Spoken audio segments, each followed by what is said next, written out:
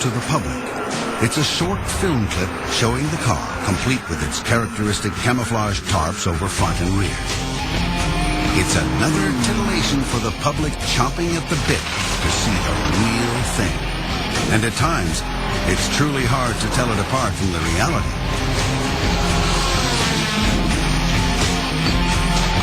But it's not all been plain sailing.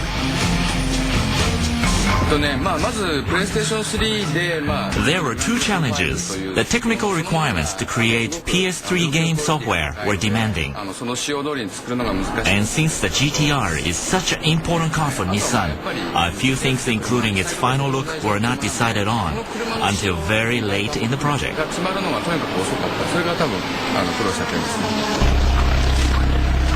As a tribute to the game designers, Nissan has also invited them to create the real car's multi-function dash display. Nissan felt they couldn't improve on the logic and clarity of the game maker's interface. This car was born in Japan. I guess GTR's high technology and its Japanese-ness match the image of our games. Hidden from view, the game car awaits its release, simultaneously with the real car. And the big date? The Tokyo Motor Show looms. The final showdown with the Porsche 911 will soon take place, and then the public will deliver its verdict. Carlos Ghosn, the savior of Nissan, has demanded nothing but the best for the company's new signature supercar, the revamped GTR. It's taxed the technicians and it's impressed the journalists. Now it's time to release it into the world. And the technicians at Polyphony are poised to release the virtual Gran Turismo GTR simultaneously with the real car.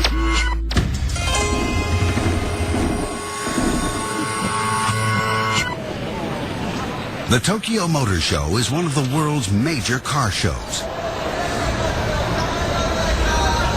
It's a display case for some of the most outrageous concept cars the manufacturers can come up with. And this year's show will host almost 1.5 million visitors. Against all the competition from all over the world, the GTR has to make an impact. No other manufacturer is offering anything comparable. An affordable supercar, and with the buzz created by Nissan's PR machine, it's sure to attract interest. Back in Germany, at the Nürburgring, it's going to do a timed lap of the Nordschleife, the 20.8-kilometer loop of challenging track that famous race car driver Jackie Stewart christened the Green Hell. The time to beat? The benchmark car on this benchmark track, the Porsche 911 Turbo, with 7 minutes and 40 seconds. Once again, Toshio Suzuki is at the wheel.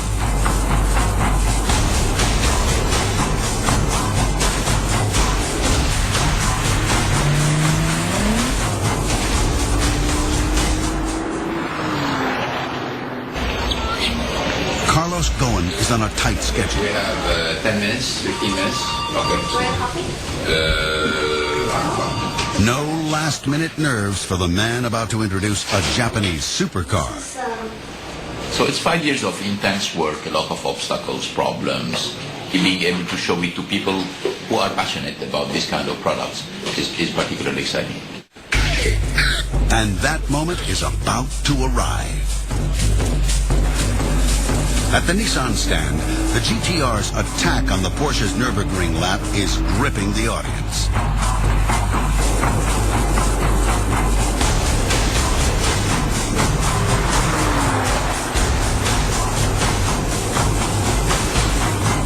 The end of the lap will be the cue for the car to emerge.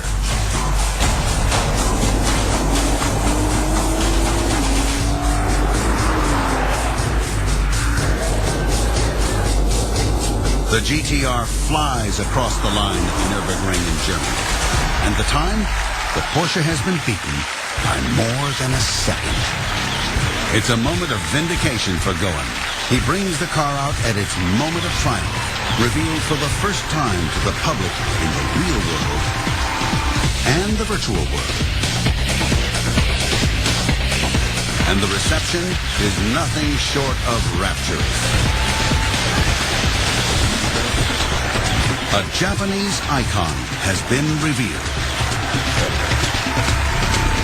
What you see is Nissan's ultimate physical expression, the all-new Nissan GT-R.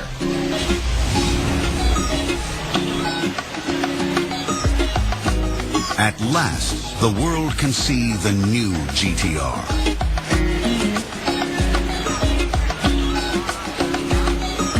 A combination of Japanese technology and style. Carlos Ghosn's automotive dream has been made real. We've been working on this car for 5 years. We put a lot of technology, a lot of hard efforts. The fact of seeing, a big crowd coming and really, supporting us, very rewarding.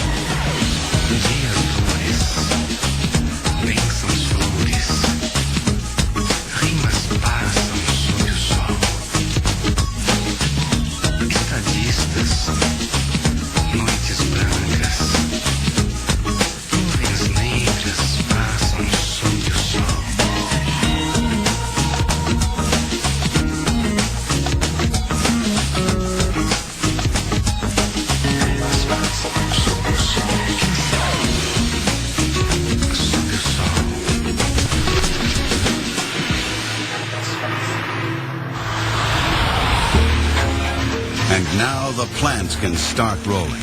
The production GT-R can be built, bought, and put on the road. But only in Japan to start with, followed by the United States, then Britain and Europe, and finally other markets.